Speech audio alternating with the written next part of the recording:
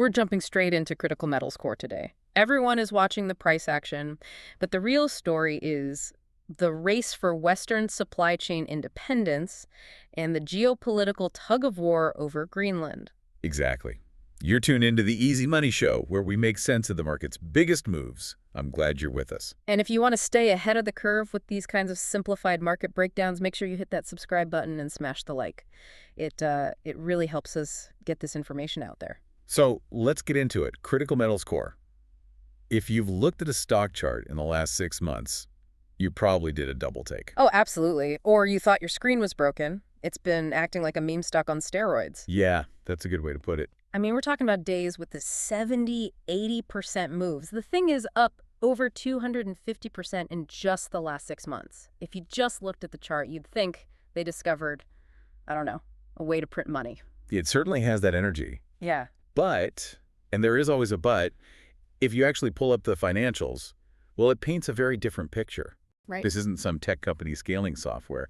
This is fundamentally a pre-revenue exploration play. Which is the polite way of saying, we have a great idea and a big hole in the ground, but no cash is coming out of it yet. That's it, exactly. Yeah. So the question we have to answer for you is, why is the market valuing a company with basically zero revenue, at times nearly $2 billion?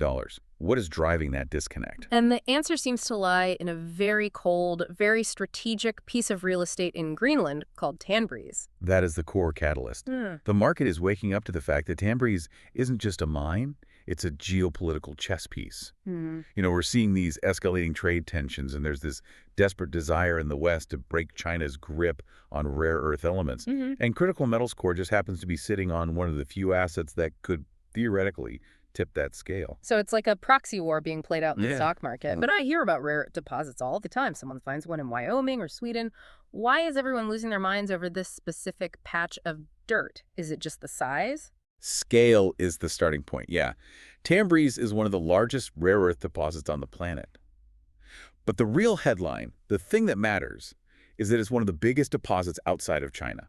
Okay, so that outside of China label is key. In a world where supply chains are being weaponized, that label is worth a massive, massive premium. But hold on, let's go a layer deeper on that. I was reading the reports, and they keep talking about heavy rare earths versus light rare earths.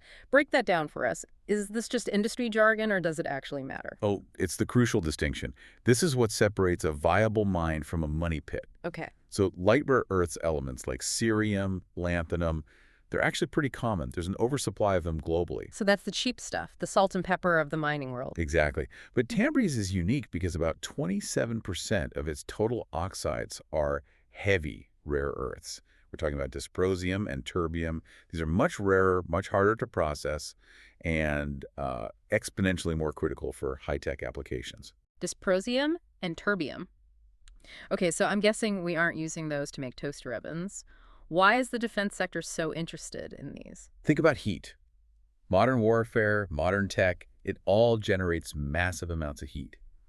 Dysprosium is the magic ingredient you add to the permanent magnets in, say, an EV motor or a missile guidance system. Right. So that it doesn't lose its magnetism at high temperatures. Wait, so if you don't have it and your engine gets too hot, the magnet just stops working? Essentially, yes. It demagnetizes. So imagine a hypersonic missile going Mach 5. The friction creates insane heat. Without dysprosium, the guidance system could fail. Wow. So it's the difference between a toy and a weapon. That's a great way to think about it. And then you have all these byproducts in the deposit, gallium, hafnium, zirconium. Which are all buzzwords in the semiconductor space right now. So they have the right dirt. But Greenland, I mean, it's not exactly known for its infrastructure. No. Isn't getting the stuff out of the ground a logistical nightmare? Usually, yes. Arctic mining is notoriously difficult because you're always fighting the ice. Most projects up there might have a shipping window of, what, 3 months? Which sounds like a cash flow nightmare. You're just sitting on inventory for 9 months. It kills your working capital. But here's where Tanbreeze has this surprising, almost unfair advantage. It sits near an ice-free fjord. An ice-free fjord in Greenland. That sounds like a contradiction. A dry ocean? It does, doesn't it? But it's due to these specific warm ocean currents that wrap around that southern tip of Greenland. It allows for direct shipping to North America and Europe year-round. So they can ship in January? They can ship in January. That logistical fluidity is huge when you're trying to build a reliable supply chain for NATO allies who need this stuff just in time, not whenever the ice melts. Okay, so location, check. High-grade goods, check. But digging it up is expensive. Processing it is even harder. Who's paying for all this? Because this is where junior miners usually die. Right, the valley of death. This brings us to the de-risking phase. And this is the part of the story that I think the market is most excited about. They've made some very strategic moves to bypass the China bottleneck. The big one is the joint venture with a Saudi partner. I saw that, a $1.5 billion processing facility. But why Saudi Arabia? Why haul rocks from the Arctic to the desert? Two things: energy costs and chemicals. Separating rare earths is an incredibly energy-intensive, chemically nasty process. So not something you want to do in your backyard.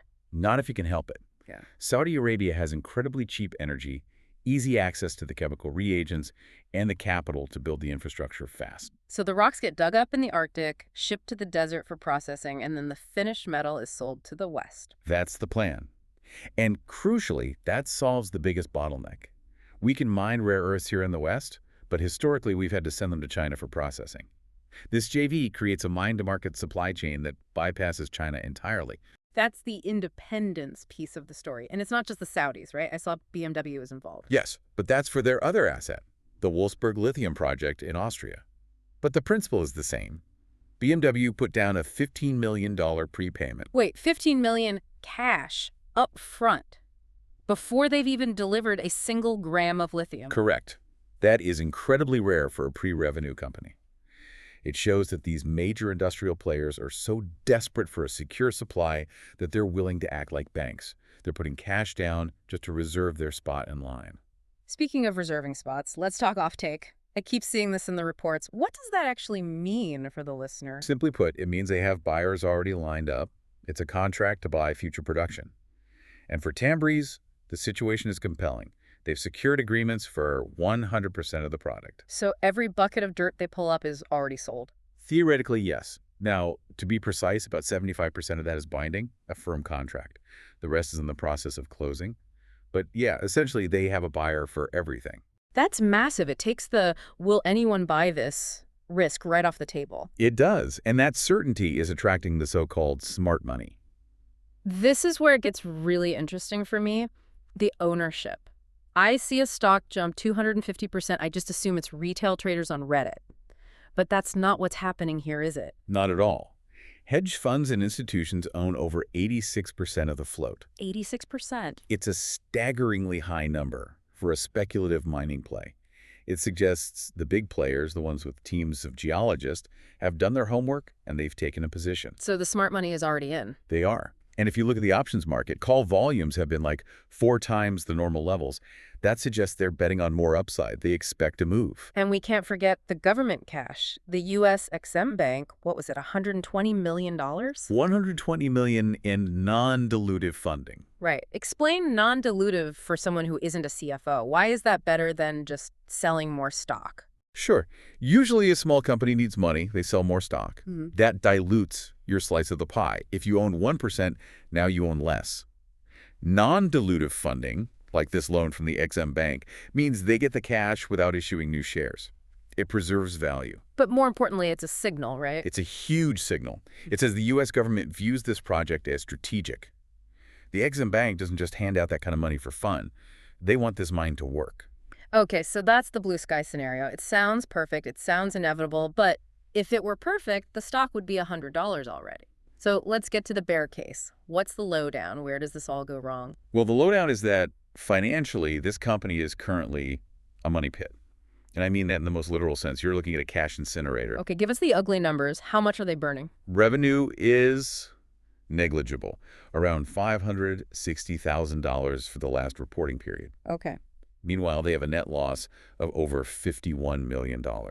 Ouch. $51 million out the door versus $500,000 coming in. That is a serious burn rate. That's the cost of business here. Developing a mine costs hundreds of millions before you sell a single ounce. They're completely reliant on external PE financing, JVs, just to keep the lights on. So every day they don't produce, they're on borrowed time. Exactly. And that leads to the valuation risk. The market cap has hit over $2 billion at times. That is a massive price tag for a company that won't see commercial production until 2026, maybe even 2028. And execution in the Arctic is no joke. I don't care how ice-free your fjord is, building a mine in Greenland has to be tough. It is. Delays are almost a certainty in mining. We call it mining time. If they hit a delay, a harsh winter, a missing part, that's just more months of cash burn with zero revenue. And they're not just focused on Greenland, right? They have that Austrian lithium project, too. Is that a distraction? It's a dual project strain. Management has to split focus and resources between lithium in Europe and rare earths in the Arctic. Both are massive undertakings. You have to wonder if they're spreading themselves too thin. There's also the political angle. We said U.S. government interest is a tailwind, but politics can flip, right? It's a double-edged sword, absolutely. A lot of the recent stock spikes were driven by pure speculation. Headlines about Trump wanting to buy Greenland, that kind of thing. Right, the hype, that wasn't based on drilling results. Exactly. So if that political interest cools off, or if the U.S. and China suddenly shake hands, the strategic premium built into this stock could just evaporate. And what about the local politics in Greenland itself? That's a persistent risk. Governments change, rules change. We've seen projects in Greenland get stalled by environmental concerns before.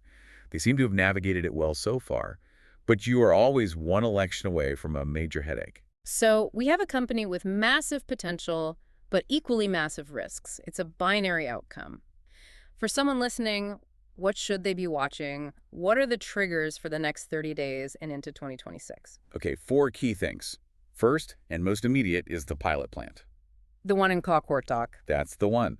They're targeting to have it operational by May 2026. This is the proof of concept. If they hit that deadline, it's a huge win. If they miss it, the market will punish them. Okay, watch the calendar for May. Number 2. Offtake finalization. They need to close that remaining 25% in Q1. Moving from a term sheet to a binding contract. Watch for those press releases. Got it. Ink on paper. Number 3. The drill bit. They have a 2026 drilling campaign ongoing. We need to see if the assay results keep showing those high grades of niobium and the heavy rare earths. So confirming the dirt is as good as they say it is. Exactly. And finally, number 4 is macro signals. Watch Washington and Brussels. Any official announcements about critical mineral subsidies, any specific mention of Greenland in trade policy. Right. If a politician says Greenland, the algorithms buy the stock. Essentially, yes. This stock is highly correlated to the news cycle right now. If the Department of Defense announces a new grant or new tariffs hit China, this stock will move. So what does this all mean? Let's zoom out. We have this stock that's on a rocket ship, backed by the Saudis and the U.S., sitting on defense metals. But they're burning cash. It's a classic high-risk, high-reward scenario. Mm-hmm. You're not really buying a mining company. You're buying a geopolitical call option. A geopolitical call option. I like that. You're betting on the world getting more complicated, not less. If the West is serious about decoupling from China, this is one of the very few viable lifeboats. If that urgency fades, or if they just can't get it built fast enough, it's a long way down. It really feels like a race against time. Can they get the mine built before the hype or the money runs out? That is the billion-dollar question. But with institutions owning 86% of the stock, the smart money seems to think they can win that race. Well, I'll be watching that pilot plant in May closely. If they start processing rock, the whole game changes. That's the moment truth meets hype. All right, let's wrap this up with the lowdown. Everyone is looking at the price of the stock, but the real question is, can a small company effectively become the cornerstone of NATO's supply chain before they run out of cash? That's the gamble. Thanks for tuning in to the Easy Money Show. If you enjoyed this breakdown, make sure to subscribe and hit that like button. We'll catch you on the next one. Stay curious.